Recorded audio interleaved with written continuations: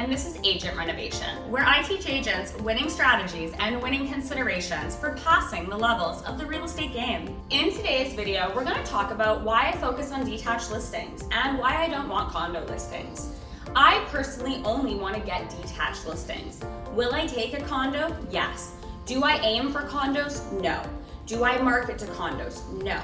I have a few condos that are in what I call my complex takeover. If you don't know about that, that has to do with the visual CRM, and we've got lots of videos in our playlist. In my complex takeover list, I've isolated several complexes, just a few, of ones I really want to farm, ones I actually want to get listings in, and they're mostly townhomes that have a few condos in there. Outside of that, I do not aim at condos. I do not try to get condos. I avoid condos. Condos to me are not a winning strategy as a real estate agent, and there's several reasons why. The top 4 reasons that I do not aim at condos and I only aim at getting detached listings are: number 1, condos take more time and money to service. Number 2, condos come with more headaches and more possibilities for liability, in my opinion. Number 3, you get more of what you list. So if you want to get more listings that are condos, then start listing condos. Number 4, strata minutes. First, let's talk about why condos take more time and energy to service. Number 1, they have potential headaches associated with them that detached listings don't. The main one for me is strata minutes. Strata minutes to me are kind of like playing Russian roulette. They can be hundreds of pages long, and some buildings are in great condition and some aren't.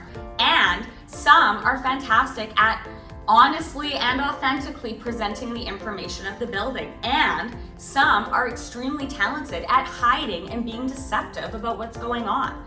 Stratas are not unbiased, and depending who's on them and who's running the building, you don't always know how truthful all the information is. When it comes to a strata, there's a lot of pieces in play and at play before that information reaches the new buyer. Does it all reach there? Do you know? Now, you can't guarantee that a homeowner with a detached home is completely honest and disclosing everything. However, let me tell you, an individual owner of a home is often a lot more nervous about filling out their property disclosure statement because they know it's them personally who's liable if something goes wrong or it's not honest. Right there, that gives me more confidence in purchasing a detached home for my clients. Strata minutes are highly complicated. Now, in your role as a realtor, you do read the strata minutes for your clients, but you're not a lawyer and you're not an engineer. So unless you've got a background in exactly all the details, the finer details and understandings of what everything means in those contracts, of what everything means in those documents, how can you be fully confident that your client's not buying something that they maybe don't know what's actually going on? I find strata documents to be something of concern in my personal opinion. Whereas with detached homes, things are very straightforward. If an inspector tells me there's something wrong with the detached house bathroom or the detached house roof, I fully understand what's going on, and I can have somebody come in and assess that and provide the clients an opportunity of how much they're going to need to spend and when they may need to spend it. When it comes to strata, you can't really go look inside the building. You don't really know, and it's pretty hard to verify. Another massive consideration when I'm looking at what type of asset class I want to list is the fact that I'm going to get more of whatever I list. If I'm listing condos, I'm going to get more condo clients and thus more condo listings. Now, having condo listings I perceive as being more difficult for so many factors, not just the strata minutes. I also perceive them to be difficult to organize lots of tours. Let's talk about some more considerations around condos that I don't like and frustrate me, and you may find they frustrate you too. In real estate, it's always a winning strategy to isolate what works for you and what causes you headaches. If you can remove headaches from your real estate career ahead of time, you can prevent yourself from having upset days or knowing that those kinds of things are going to come up that just get in your way. When it comes to condos, if you sell condos, you're going to get more people that want to buy condos because you get more clients of whatever you're already selling. Now, a strong consideration is if you collect a lot of buyer prospects that are all for condos, showing condos is a little more difficult than showing detached homes. In my opinion, showing detached homes and going on buyers' tours is like a 10 out of 10 easier if you're doing detached homes. When it comes to condos, Can you imagine, at least in my city, Vancouver, driving around and like, say you want to book 5 condos back to back. How are you even supposed to properly time allocate that? You're either going to be late for your appointments or early. You're going to be navigating the busy streets trying to find parking and paralleling in. Whereas with detached homes, you pull your vehicle right up front, outside, no pay parking normally, no fighting for parking. It's always available, or you pull in the driveway.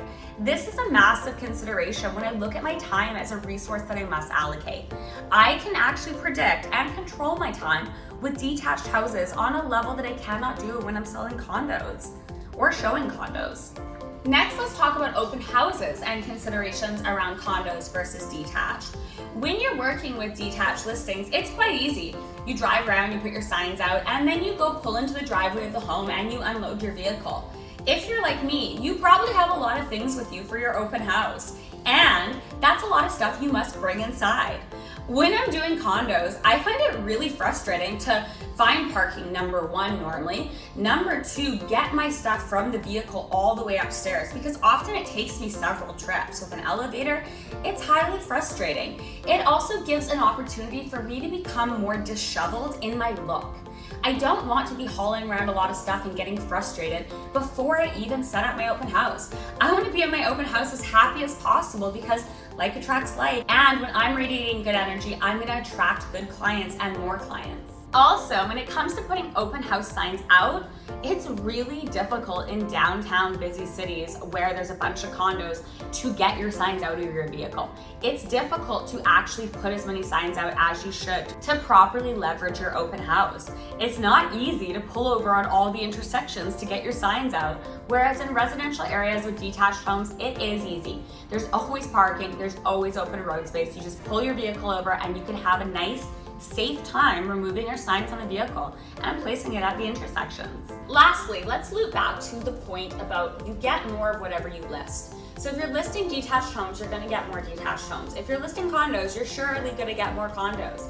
Condos have another consideration to take into effect when you're thinking about your long-term game in real estate versus your short game. It's not just about today. Remember, if you're planning to do this for a decade or 2, your long game is more important than your short game. When it comes to condos in general, condos are normally in areas where people are temporarily living. And I don't mean this in a sake of a reflection of the area. I simply mean in life, it's a natural progression of people and humans to start with condos, work their way to townhomes, and into the top asset class of a detached house. Most people naturally transition through the asset classes that way. However, once they reach the detached house, they don't often go back the other way in the asset classes until the very end, when they start removing their money from their household, normally for retirement or downsizing. Until then, you can often expect that once they're in detached homes, they will be continually selling and moving into different detached, bigger, different size or different layout homes. And for this reason, staying in local neighborhoods is more beneficial for your long-term game. If you're focusing on condos or farming condo areas, you can almost be sure that you can make the assumption that your clients will be moving out of the area eventually. Let's look at a typical downtown example. You've got a single person. They're living their downtown life. They love their condo. They meet their dream partner. They decide it's time for some kids. Guess what happens? They're moving to a residential area with detached homes. They're probably combining both of their condos and moving in together. This is a very typical situation. Now, if you are farming and known as the person that does condos in that area, what do you think happens when they go look for their first neighborhood home? Do you think they take their condo listing agent over to that area that they've never lived in? Or do you think they hire a local expert that knows everything about that, everything about the schools their kids are about to go to, and everything about the parks and everything that's going to be relevant to their new life in the new area they're moving into? Most people choose a local expert when they move into a residential area or cross city boundaries that way. A strong consideration to take into account is if you're a neighborhood expert and you have families moving in to have children. Almost never do they move out of the school zone. Yes, it happens and it's rare. You have no idea, because I service families in a family area, how many parents say to me, it's got to be in the school district. I'm not moving my kids. I'm not splitting my kids up to different schools. I'm not going to do that to my children. People are extremely protective and territorial about their children's upbringing, and once they settle in a residential area, they often stay there simply for the child's benefit. It is very common that your clients will stay within the radius of that school zone for the next 18 years, and if they have multiple children, even longer. This is a strong consideration in your long-term game, and you need to work your long-term game all the way back to the start to pick where you're getting your clients.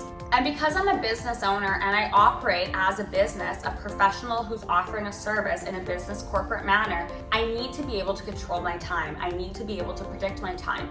I need to know what time I'm working with and where it will be allocated for me to run such a large ship.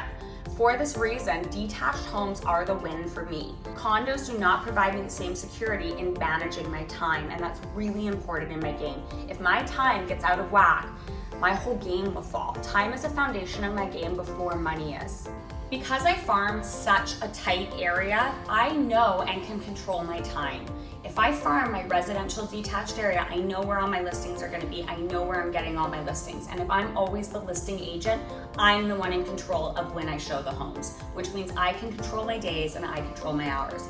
When I can control my days and hours and be sure of that, I can literally predict my time over a month period, no matter where my listings are, because they're always in the same zone. I know how to calculate how far to get to each one, how much time in between, and I know I can always make it work in my game. I do not have that same ability when I add in the factors of traffic downtown, locating parking, or difficulties that arise getting in and out of buildings. There's too many moving pieces with the condo aspect that I can't control, and I want to control as much as I can in my game, because when I control my game, I can predict my game and I can plan my game out farther. Anyways, I hope you loved all my tips on why I prefer detached houses over condos and why I don't aim at condos. Thank you so much for watching my video all about why I don't aim at condos and I take target at detached listings. If you like my content, as always, hit the like button, the subscribe button, or leave me a comment. I love to make video responses. If you haven't already registered, get in my master door knocking class. It's 75 videos and 100 bonus videos, all about every consideration and strategy you'll ever need to know to be a master at the door and pick your farming area and conquer it. This has been Ashley. Have a great day. Bye!